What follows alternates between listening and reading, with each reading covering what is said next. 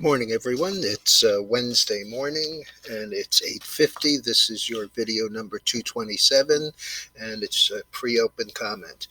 We had some numbers this morning. The initial claims number for unemployment was 3,169,000. That was versus 3,050,000 last week. Unit labor costs were 4.8%. That was a little less than the 5.5 expected. And productivity was down 2.5% versus 5.5% estimates. The futures are stronger. The Dow is up about 295. The NASDAQ is up about 120, and the S&P is up about $36. Oil, which is the chart on the screen this morning, is having an inside day, a lower high and a higher low. It's early in the day, so we don't know if that'll hold or not, but as you can see, it's right on the 50-day moving average, and the 5 has crossed the 20, and it looks like the 5 is also going to cross the 50. That would be considered bullish.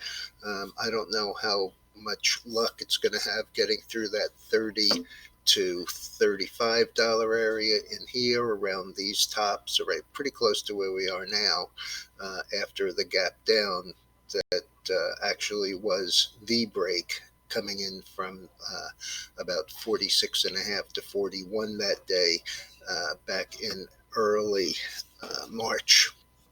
There were some earnings numbers last night that were somewhat unsettled on the basis of the numbers versus the conference calls. PayPal, which had closed at 128, reported, and the stock fell all the way down to 120. However, after the conference call and into this morning, it's trading 141.32, and that's up $13. So that's a pretty substantial move. Etsy, ETSY, had closed at 78 and a quarter. Its numbers looked pretty good initially. It rallied up to 84 and then fell all the way back to 69.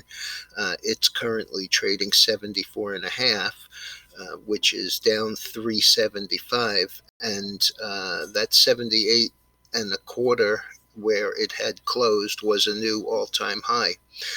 Lyft also had really good numbers considering what's been going on with COVID-19.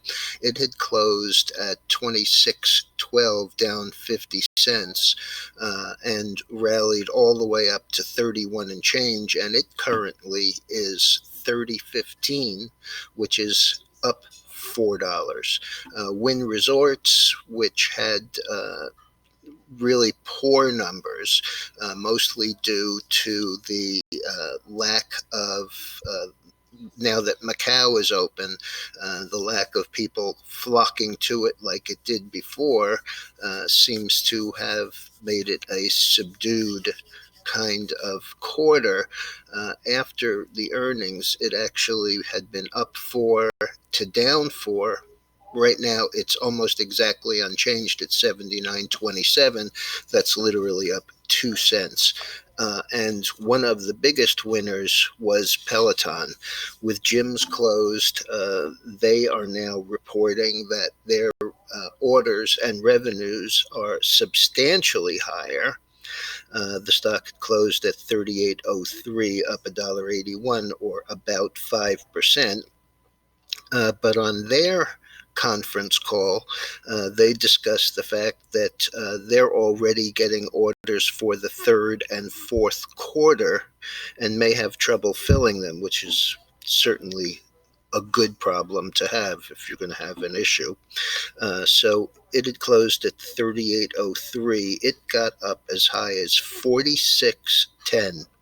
and currently it's trading 45.18, which is up 7.15, or just shy of 19% on the move.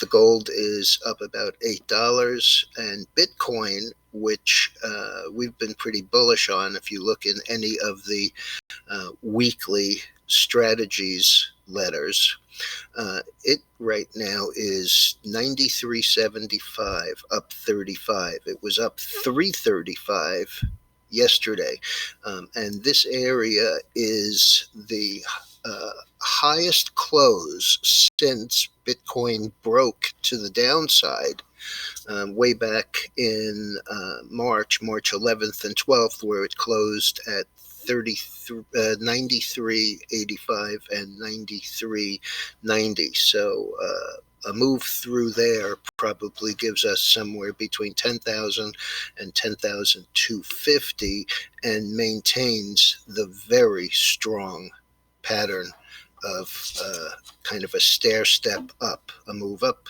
to a recent recovery high, a little minor pullback, some consolidation across for a couple of days, followed by another move to the upside. We're in GBTC, which is the only way that you can really play Bitcoin. It's a Bitcoin trust by Grayscale.